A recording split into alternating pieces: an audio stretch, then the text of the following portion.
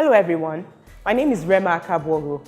I'm the national makeup artist at House of Tara and also a professional portrait photographer. As a photographer, my journey has evolved because of my knowledge of makeup artistry and my knowledge of photography. That means that photography has made me a better makeup artist and makeup artistry has made me a better photographer.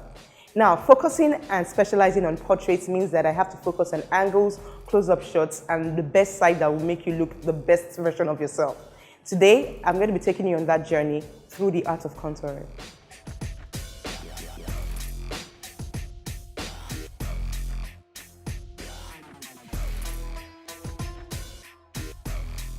For this tutorial, we'll be using a true shade of foundation, a powder brush, a beauty blender, a highlighter, a low lighter, a setting mist, and the setting powder.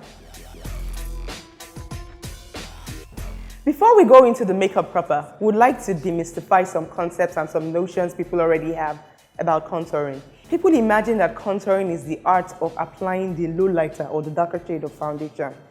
But contouring is actually the process of applying the highlighting and the low lighting to create an illusion that the person has the perfect features. When you want to make an area lighter, more obvious or visible, you apply a lighter shade of foundation or your highlighter. When you want to make an area appear slimmer, smaller or less visible, you apply your low lighter. Take for example when you have to work with a plump model. Her features are rounder and fuller. What you want to do is give her that illusion of having that perfect face shape, like a Beyonce.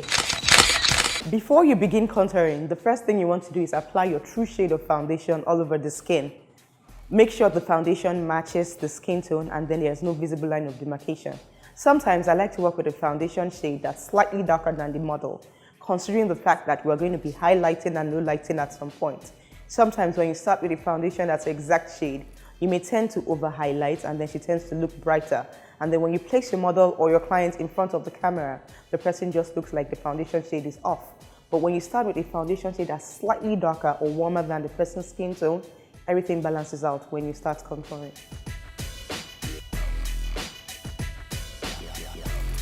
My model today already has slim features. That means that everything is equally proportioned and her features are balanced.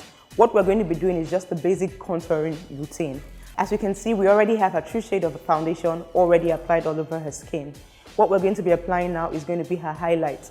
We're applying the highlight on her forehead, her T-zone, that's her nose bridge, the Cupid's bow, that's the top of her lips, her chin, and then under her eyes. All those areas we're trying to make look lighter so that her features look like they are more pronounced. The next step would be to apply our low light. We're going to be taking our marker from the top of her ears and working around her cheekbone area. If you want to make the features look like they are higher and make her look younger, you work from the top of her ears, not exactly on the cheekbone. Because if you work exactly with the cheekbone, you're following her natural lines and you're not highlighting or making her features look better.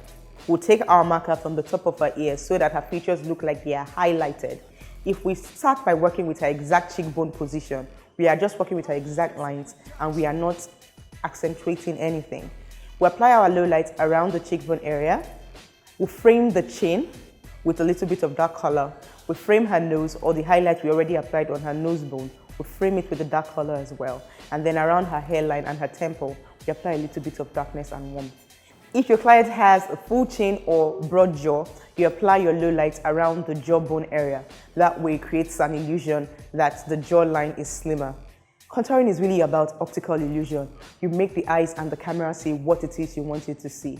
That way you become the beast.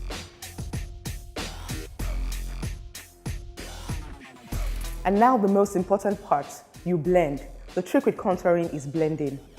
You blend so much that there is no visible line of demarcation. People should not be able to tell where you apply your highlight or your low light. Everything should appear seamless. That way, your client looks picture perfect. We're going to be setting with powder. We use the highlighting powder on areas where we applied the highlighter, and we use a low lighting powder or darker powder on the areas where we apply the low lighter. And for the final part, we're going to be setting with our setting powder. We'll be using a highlighting powder on areas where we have the highlighter or the highlighting foundation. And we're going to be using the low lighting powder or darker powder on areas where we applied the darker concealer or powder. Remember, once again, the trick is in the blending. Blend so much that there's no visible line of demarcation and that everything is seamless. That way your client is picture perfect. Then, for everything to calm down very easily and smoothly, use a setting spray. This ensures that the makeup stays on the entire day without breaking or shifting.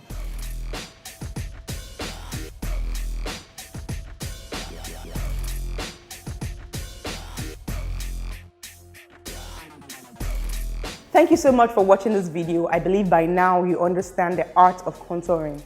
Please follow us on all our social media links pasted below. Once again, my name is Rema Kabwogo, and this video was brought to you by House of Tara.